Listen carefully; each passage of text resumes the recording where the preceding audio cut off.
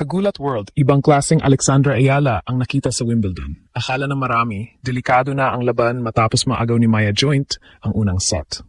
Pero doon nagsimula ang tunay na kuwento. Hindi nagpanic si Alex, hindi siya nawala sa sarili. At imbes na lamunin ng pressure, lalo siyang nag-init, lalo siyang tumapang, at lalo niyang pinakita kung bakit hindi na siya basta racing star lang. Contender na siya sa malaking entablado. Ito ang laban na may hugot. Tandaan, si Maya Joint ang parehong player na dumurog sa puso ni Alex sa Eastbourne Final noong 2025, kung saan muntik na sanang makuha ni Alex ang kanyang unang WTA title. 4 na championship points ang nakawala noon. Pero ngayon sa Wimbledon, parang bumalik ang panahon para bigyan si Alex ng panibagong pagkataon. At sa pagkakataong ito, hindi na niya pinakawalan. Matapos mawala ang first set, binago ni Alex ang tono ng laban. Mas agresibo ang returns, mas matapang ang footwork, mas kontrolado ang rallies. Kinuha niya ang second set. 6-2. At pagdating sa final set, doon na tuluyang gumuho si Joint. 6-0. Isang statement set. Isang sagot sa lahat ng sakit noong Eastbourne. Isang babala sa buong Wimbledon draw. At ngayon, mas lalong lumalaki ang eksena dahil sa round 3, naghihintay si Iga Swiatek, defending Wimbledon champion, dating world number 1, at isa sa pinakamabigat na pangalan sa tennis. Pero huwag kalimutan, may history na si Alex laban kay Iga. Natalo na niya si Swiatek noon sa Miami, kaya ang tanong ngayon, kaya bang ulitin ni Alex ang himala, this time sa grass court ng Wimbledon? At kung may isang laban na parang isinulat talaga para sa drama, para sa redemption, at para sa Pinoy tennis history, ito na iyon. Alex kontra Maya Joint sa Wimbledon. Hindi ito ordinaryong second round match. Hindi lang ito laban ng dalawang batang tennis stars. Ito ay rematch na may sugat, may alaala, may bigat, at may chance na burahin ang isa sa pinakamasakit na pagkatalo sa career ni Alex. Noong Eastbourne Final noong 2025, halos nasa kamay na ni Alex ang kanyang unang WTA title. 4 na beses siyang nasa championship point. 4 na beses, isang bola na lang sana. Pero hindi niya nakuha. Si Maya Joint ang nakatakas. Si Maya Joint ang nagdiwang. Si Maya Joint ang umalis dala ang trophy. At para sa maraming Pinoy fans, iyon ang laban na mahirap kalimutan dahil ang lapit-lapit na sana. Parang abot kamay na ang kasaysayan, pero biglang nawala. Kaya na magkita sila ulit sa Wimbledon, hindi maiwasan ang tanong, makakabawi ba si Alex? O maulit na naman ang sakit? Sa umpisa, parang bumabalik ang bangungot. Nakuha ni Maya Joint ang first set. Si Joint, nagaling pa sa malaking panalo laban kay Serena Williams, may momentum, may confidence, at parang dala pa niya ang energy ng upset win. Natural lang na may pressure kay Alex.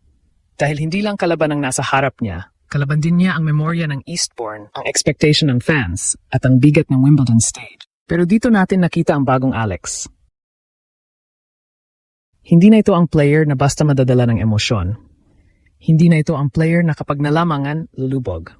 After the first set, nag-adjust si Alex. Mas gumanda ang teaming niya sa returns. Mas matapang siyang pumasok sa rallies. Hindi niya hinayaan si Joint na maging komportable. Every point, ramdam mong may mensahe. Hindi na ako ang dating Alex na matatakasan mo. Pagdating sa second set, nag-iba ang takbo ng laban. Biglang si Alex na ang mas malinis, mas mabilis, mas aggressive.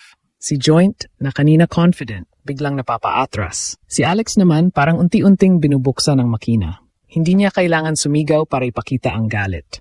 Nasa palo niya, nasa footwork niya, nasa bawat return na may bigat. Kinuha niya ang second set 6-2 at doon nagsimulang maramdaman ng buong court na may nangyayaring special. Pero ang tunay na statement ay dumating sa final set. Doon na parang tuluyang bumukas ang floodgate. 6-0. Hindi lang panalo, hindi lang comeback, pegel sa deciding set. Sa laban na may revenge storyline. Sa tournament na may pinakamalaking pressure, sa opponent na dati siyang pinaiyak sa Eastbourne, si Alex ang tumapos ng walang awa. At ngayon, ang reward, round 3 kontra Iga Swiatek. Mas malaking pangalan, mas malaking entablado, mas malaking hamon. Pero ito ang kagandahan, hindi papasok si Alex bilang takot. Papasok siya bilang player na galing sa comeback, galing sa revenge, at may paniniwalang kaya niyang gulatin muli ang mundo. At dito mas lalong nagiging malaki ang istorya, dahil hindi lang basta nanalo si Alex. Nanalo siya sa paraan na nagpapadala ng mensahe. Hindi siya nanalo dahil bumigay lang ang kalaban. Hindi siya nanalo dahil sinuwerte lang sa draw. Nanalo siya dahil matapos masaktan sa first set, hinanap niya ang sagot. Matapos ma-pressure, hindi siya umatras. Matapos mauna si Maya Joint, hindi siya natakot sa pangalan, sa momentum, o sa dating sakit ng nakaraan. At isipin ninyo ang bigat ng moment. Si Maya Joint, bagong galing sa panalo kontra Serena Williams. Isang legend, isang icon, isang pangalan na kahit sino ang makatalo, siguradong tataas ang confidence. Kaya pagpasok ni Joint sa laban kay Alex, dala niya ang aura ng player na may bagong malaking headline. Parang sinasabi ng mundo, ito na ang bagong threat. Ito ang player na kayang gumulat sa Wimbledon. Pero si Alex, hindi siya pumayag na maging kasunod na biktima sa istorya ni Joint. Sa halip, siya ang kumuha ng spotlight. Siya ang bumaliktad sa narrative. Mula sa player na kailangang maghiganti, naging player siyang dapat ng seryosohin ng buong tour. At doon talaga nakakatakot ang mensahe ng sixth final set. Kasi kapag ang deciding set ay 6-4, masasabi mong dikit. Kapag 7-5, masasabi mong survival.